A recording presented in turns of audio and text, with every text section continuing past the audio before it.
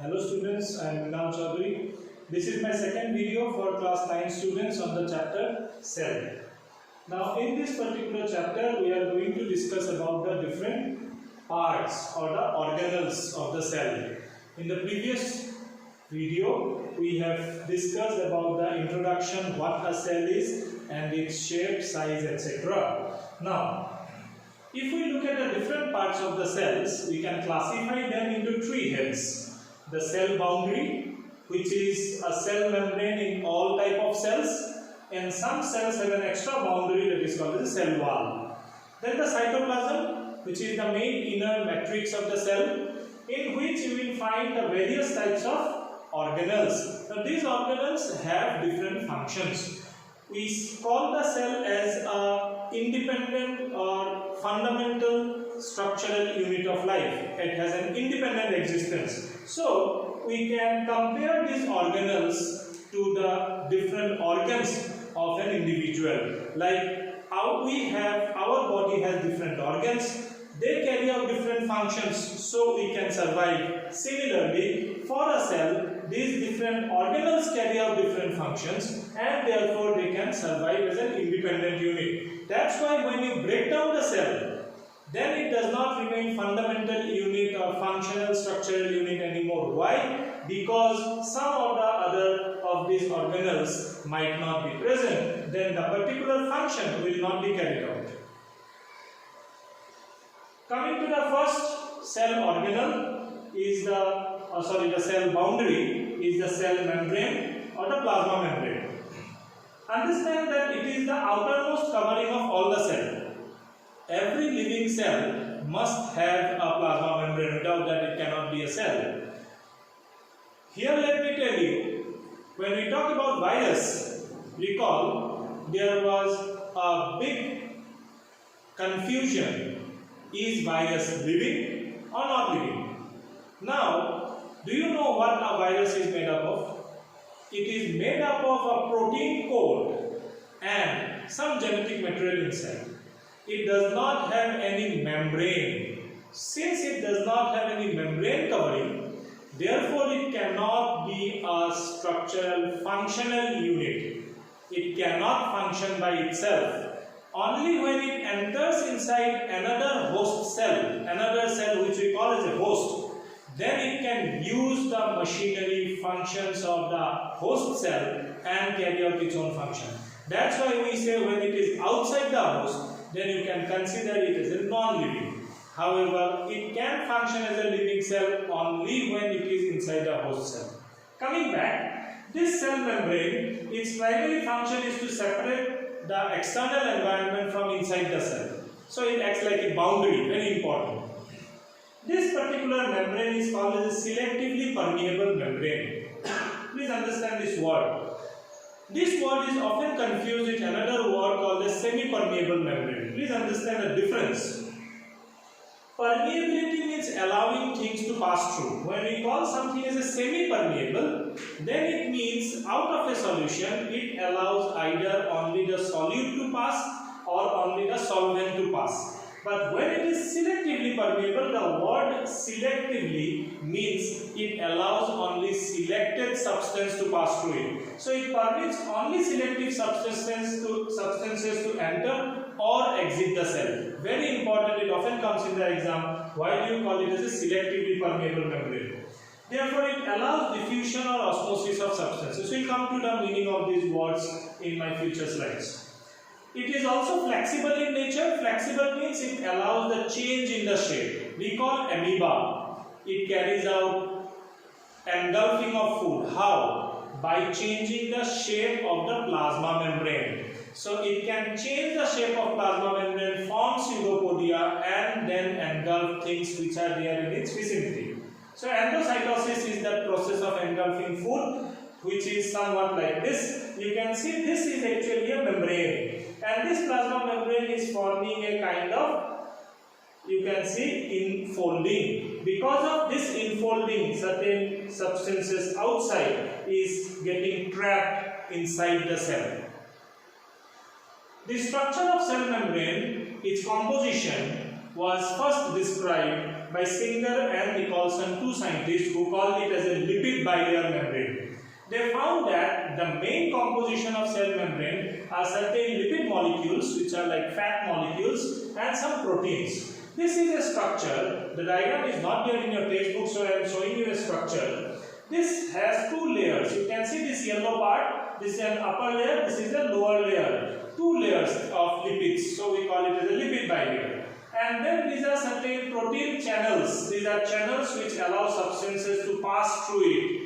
So these are made up of proteins. And there can be some other molecules also, such as there can be some carbohydrates present. There can be some other types of fat molecules also that might be present in the cell membrane. So when we talk about transportation, allowing substances to pass through this membrane, there can be two types of transportation, active and passive. Now this is not there in your book, so I am giving you a little brief understanding on it. Active transportation is a transportation where energy is consumed, energy is required. Passive transportation is where no energy is required. Now for active transportation, substances always transfer from a lower concentration to a higher concentration medium. But in passive transportation, they transfer from a higher concentration to a lower concentration. Now when we talk about diffusion, then you will understand this transportation more clearly. See, first let us look at the definition. What is diffusion? Diffusion is movement of molecules. It can be a solute molecule, solvent molecule, a gas molecule from a region of their higher concentration, wherever they are present in higher concentration, to a region where they are present in lower concentration. Osmosis is often considered as a special type of diffusion. Why do you call it a special type of diffusion? Because here the diffusion of solvent only takes place, most commonly water. And also it takes place only through a specialized membrane, which can be a semi-permeable membrane or a selectively permeable membrane like a plasma membrane. And that's why we define it as movement of water or other solvent through a plasma membrane from a region of low solute concentration to a region of high solute concentration, tending to equalize the concentration of the solutes. Now you look at this diagram for better understanding of osmosis. Look at one chamber first, where we are making two compartments. The two compartments are separated by a membrane in between, which has been called as a semi-permeable membrane. It can be a selectively permeable membrane also.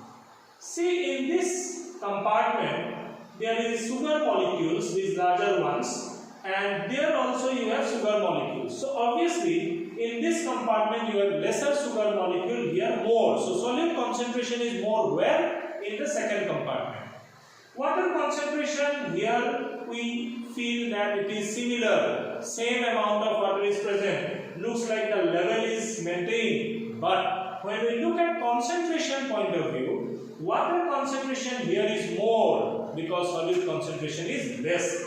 Here water concentration is less because your solute concentration is more. Now what happens is, when you allow the water molecules to move through it by the process of osmosis, then after a period of time you will see the water molecules have moved from this compartment to this compartment. So understand what has happened in terms of water concentration. There was more water concentration here, from where it has transferred to the compartment where there is low water concentration.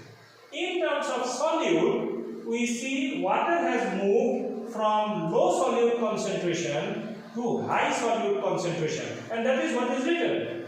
Solvent, movement of water or other solvent through plasma membrane or this semi-permeable membrane from a region of low solute concentration to a region of high solute concentration, and this is the outcome of osmosis. Please understand, osmosis is a very important topic. You need it in chemistry, you need it regularly in higher classes. There are a lot of understandings based on osmosis. Your understanding about osmosis should be very clear.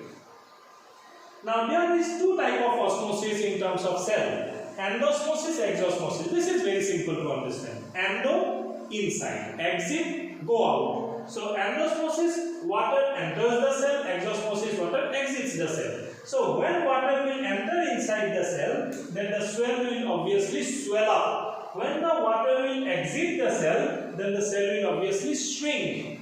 Now, what are the conditions for this endosmosis or exosmosis? When does the cell swell? When does the cell shrink? Or what determines whether the water will enter or exit the cell? Now, when you put the cell in a particular medium, that medium can be hypertonic, isotonic, or hypotonic medium or a solution. What does it mean? A hypertonic solution is a solution whose solute concentration is greater than that of the cell.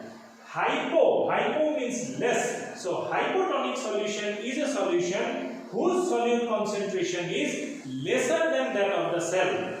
Iso means same. So here the solute concentration inside and outside the cell remains same. Now when you put the cell in a hypertonic solution, recall the osmosis says that water moves from low solute concentration to high solute concentration.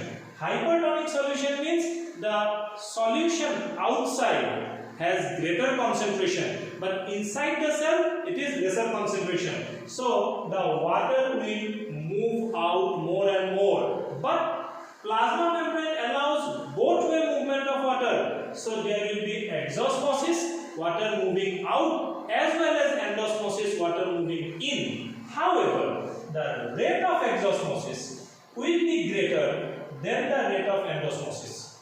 As a result, what will happen? There will be more and more exosmosis, more and more water loss, and therefore the cell will shrink. And when the cell undergoes shrinkage, such a cell is called as a plasmolysed cell. Now I am going to a hypotonic solution. Here the salt concentration inside the cell is more than outside the cell. So water will move from outside to inside more. So there is a greater rate of endosmosis compared to that of exosmosis. As a result, more and more water enters inside the cell and the cell will swell up. Such a cell is called as a turgid cell. In isotonic solution, here the solute concentration inside and outside the cell are same. Therefore, exosmosis will take place, endosmosis will take place, but their rate will be same. And therefore, there is no net movement of water. Amount of water going in will be same as amount of water coming out. So there will be no change in the shape of the cell. And such a cell is called as a flaccid cell. Now these three are conditions where the endosmosis or exosmosis rate may vary, according to which the cell will either shrink or it will swell, or there cannot be any changes in the shape of the cell. Coming to the next boundary, that is called the cell wall. It is an additional covering outside the cell membrane, but you do not observe it in all type of cells. Animal cells do not have cell wall. Plant cells have cell wall. Bacterial cells have, fungal cells have, and there are other cells also who have, like you find in protists and all.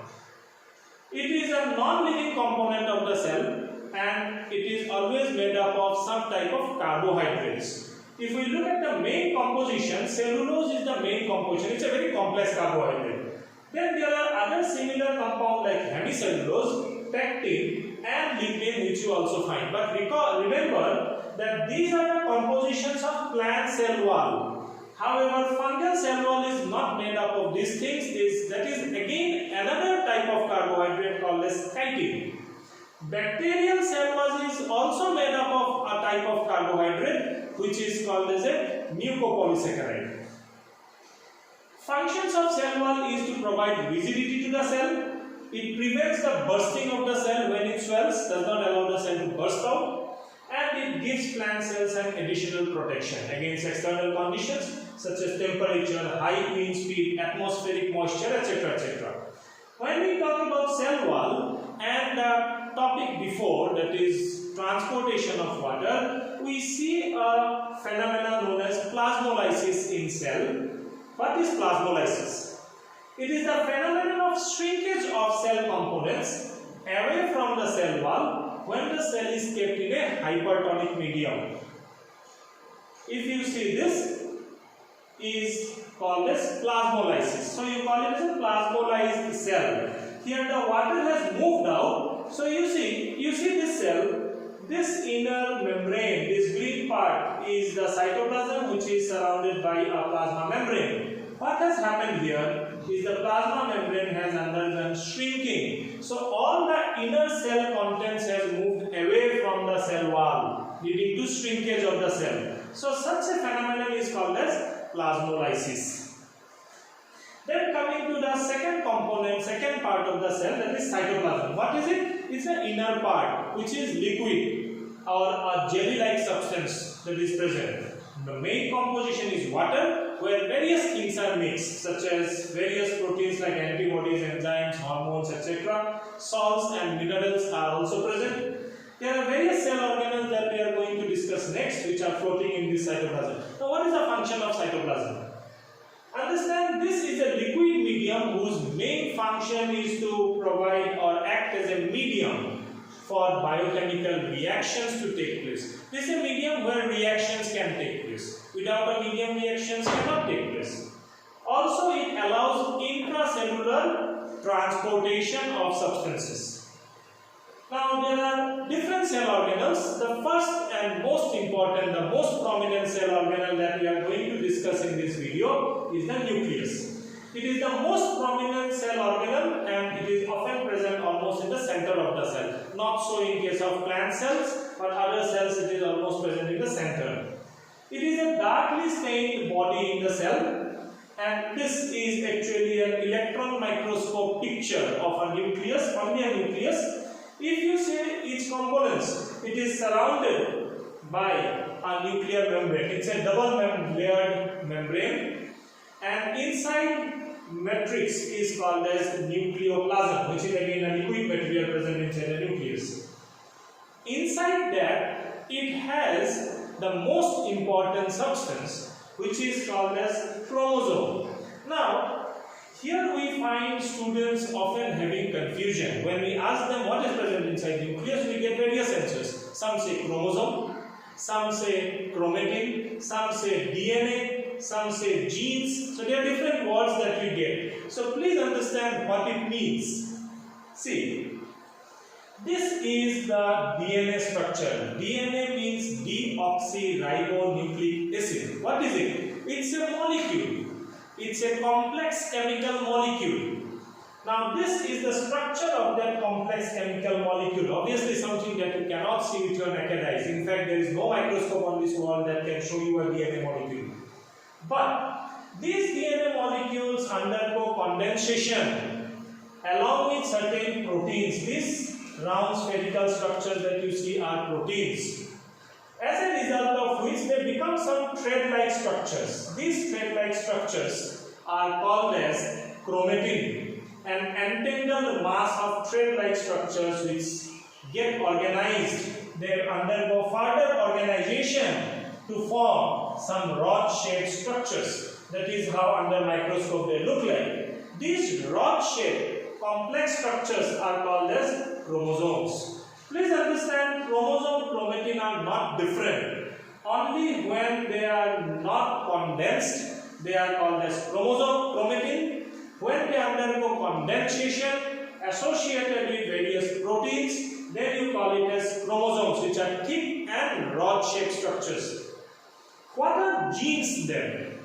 See, nowhere we just now discussed about genes.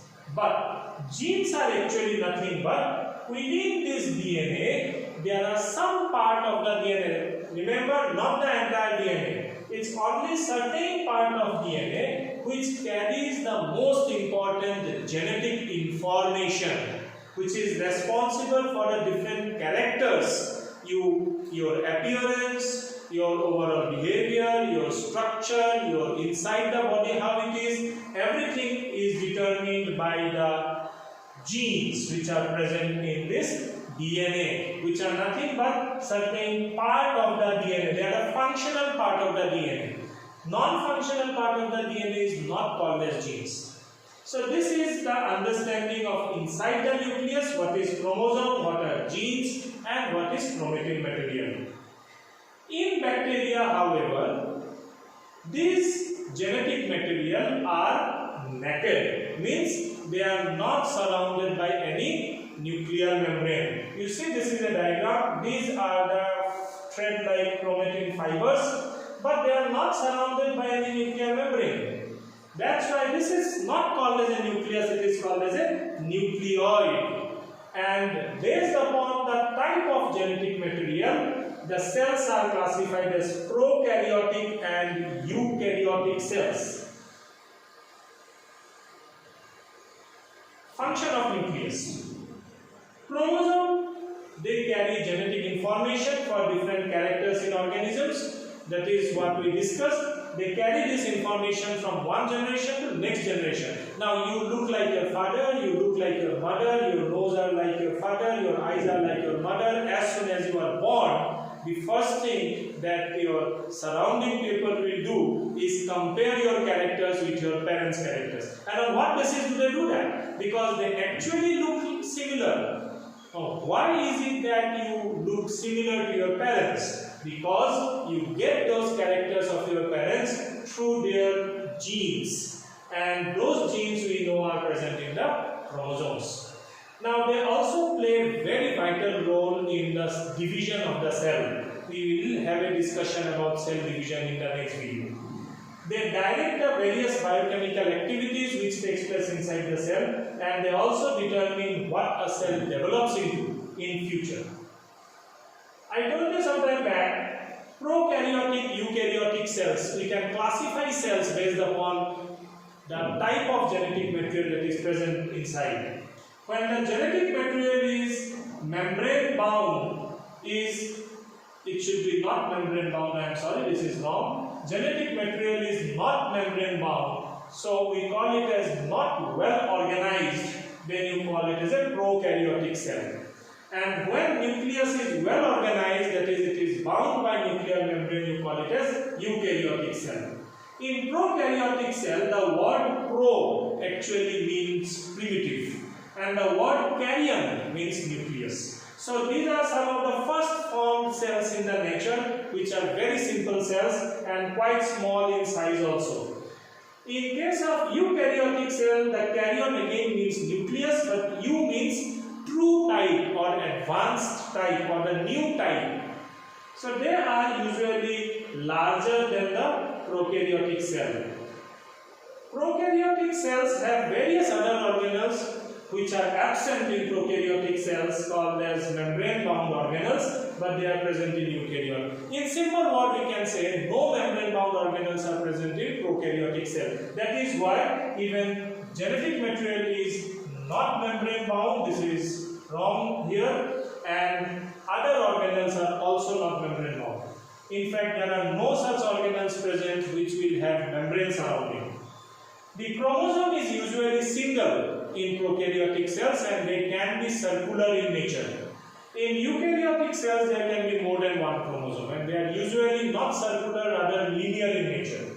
Bacteria is an example of prokaryotic cell. Other plant cell, animal cell, etc. are all eukaryotic cell. Coming to your in-text questions, which are there in your NCERT book. How do substances like carbon dioxide and water move in and out of the cell? The process of diffusion and osmosis. I am giving you only hints, like you know I don't give you the complete answers. Try to make your own answers based on these hints. Why is the plasma membrane called as selectively permeable membrane? Because it allows only selected substances, not everything. How is a prokaryotic cell different from a eukaryotic cell? Nucleus is membrane bound or not. Other organelles, membrane bound organelles are present or not. Chromosome type, we had a table. Based on that table, you have to write it. What would happen if the plasma membrane ruptures or breaks down? Because this is the most important covering, and if it breaks down, it allows selective permeability. If it breaks down, then there will be free entry and exit of substances. So the cell will not be able to survive. How does an amoeba obtain its food? Through the pseudopodia formation. What is osmosis? Transfer of water from lower to higher concentration of solute. Very important question, often comes in the exam. Some extra questions that you can think of. What is the cell membrane made up of? Is the composition, lipids and proteins. Why is osmosis known as special type of diffusion? define plasmolysis. We have discussed in the cell wall part how plasmolysed cell can be brought back to normal. Comment on the functions of cell wall. Why is cytoplasm gel-like in nature or liquid in nature? Differentiate between chromosome and chromatin. I told you this is quite confusing for the students many times. List out functions of nucleus in a cell. How does a cell behave when you keep it in different types of medium, hypertonic, hypotonic, isotonic? So similar type of questions you can get in your exam. Thank you, students. And there will be another video on cell organelles because there are many more organelles which are present. For any doubt clearing, you are most welcome to WhatsApp me anytime. This is my number here. Thank you once again. See you again in the next video. Thank you.